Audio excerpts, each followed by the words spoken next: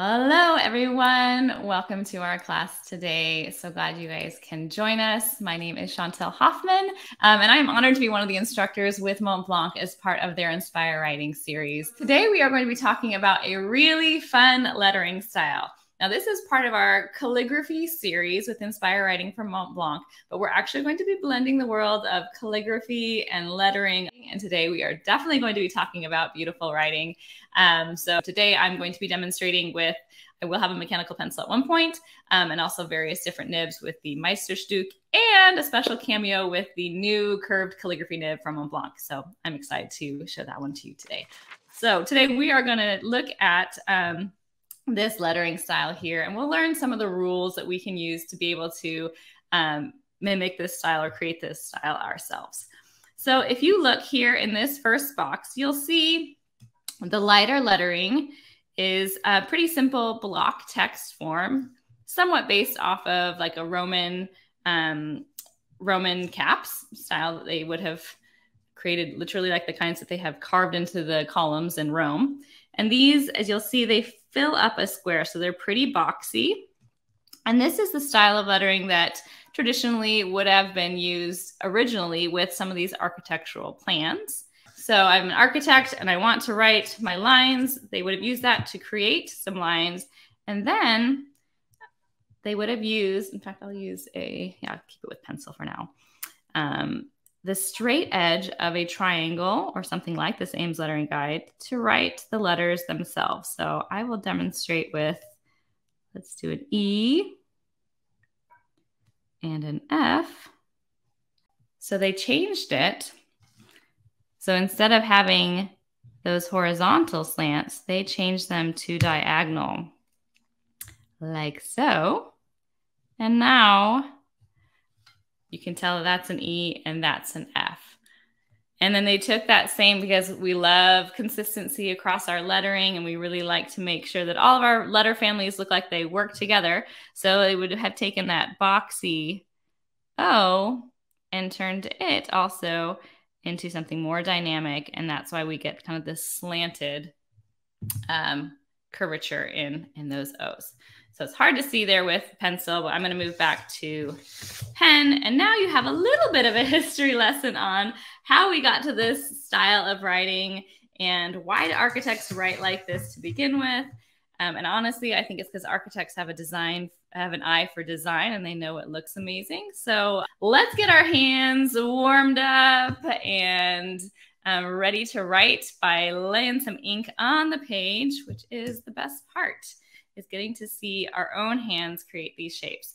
Now, here I have a quote. It's an opportunity to kind of start training our eyes and paying attention to how it feels to write in this fashion. And if it feels really natural or if it feels odd, something you're not used to writing. And you'll probably feel a little bit of both at this point. Okay. So go ahead and practice that just a bit. We're going to look at some of the basic principles. Now, today's class is the first part of a two-part series. We're going to talk more about proportions with regards to lowercase letter forms, and we'll talk about some of the fun dynamic changes we can make. But today, we're going to learn the basics of how we create this letter form. So the first principle is that letters are generally have square proportions. We just talked about that on the last page. And if you look at that section, you'll be able to see kind of how each letter fills in that space. So if you ever need to go back, you can see kind of how it fills it in. So we've got perfectly vertical 90-degree vertical lines. And then the horizontal strokes are going to come up at a slant. And then with regards to how slanted these strokes are, it doesn't need to be mathematical. If you like to have more precise rules, if you think about breaking that square up into 4 sections, as I have here, if you were to draw a line between this bottom left corner and the top right corner of that first box, that's about the angle you want to aim for. But you can absolutely let this be one of the areas where you could add some personality and go, really steep, or if you decided you want it to not be. Then principle number 3 is regarding our oval shapes. So I already mentioned this, that we're going to take what would have been, if I look at kind of what would be a typical shape for a more standard Roman C, would have been a lot more round like that. So we're going to think about pinching it and tilting it there. Let's look at the next principle. M's and W are slightly wider. So think about making them a little bit wider and not fitting in the box, but just splayed a little bit. Number 5 here is the legs of the K, R, and Q can kick out like this. Typical R would have been kind of more that Roman style. But now, because we learned that the bowls are going to be slanted, we're going to slant the bowl. And we could have this come down. Or what we're talking about here is it can kick straight out. And then the last one is one that, to be honest, I don't utilize as much myself, but I have seen others use it quite a bit, and I'll explain what it is. It's considered a dynamic way of writing, and what's happening is this corner here is being raised up. So the second half of the letter is being raised up for the letters A, H, M, N, and W. Next demonstration for you. As Anil was mentioning, there is a nib that is particularly fun to write with this style. I know a few of you have already snagged one of these new calligraphy nibs. I will say I had to ask Montblanc a little bit like, why was this called a calligraphy nib? Because it isn't the style that I would typically use for the other styles of calligraphy that I do. And they shared with me a little bit more of the history of different, some of the Asian styles of calligraphy that I am not as familiar with. That this would be perfect for. However, what I really like about this pen is that it's designed to basically write in different pen widths, or it lays down different widths of ink depending on how you are holding it. So it's a great pen to be able to demonstrate how the amount of ink that is being laid down affects the look of this writing. And I've done a demonstration up here at the top for you guys. This was made with a ballpoint, extra fine, medium, and oblique. So you guys can trace those or have fun with whatever instruments you guys have or enjoy writing with, and copy that out. And I'll try to write kind of quickly. I skipped over the section on spacing, and it's coming to my attention right now because I didn't do great spacing there.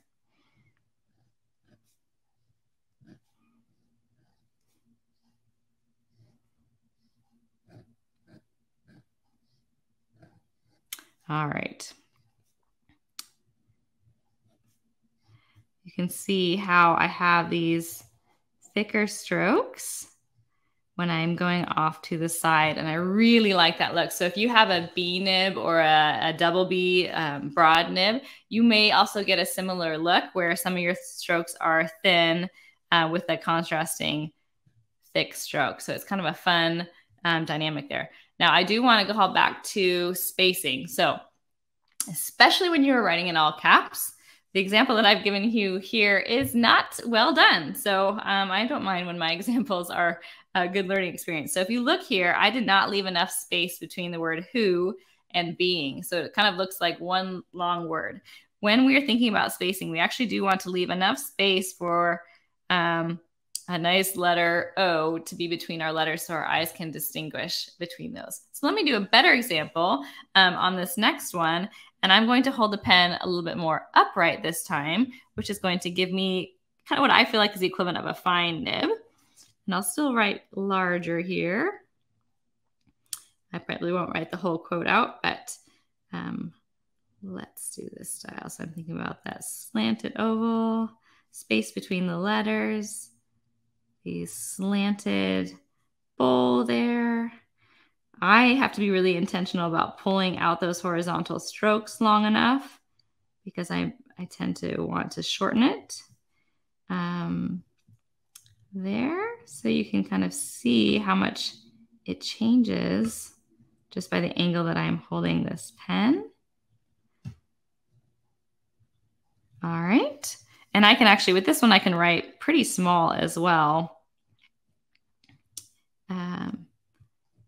I am not angling my paper at the moment, so it's a little bit of an odd writing position for me. But so you can see I can write quite small with that as well. And then the last example, and this is where I actually, I have lots of learning opportunities myself in these classes. And a few months ago, somebody asked about writing with the pen nib upside down.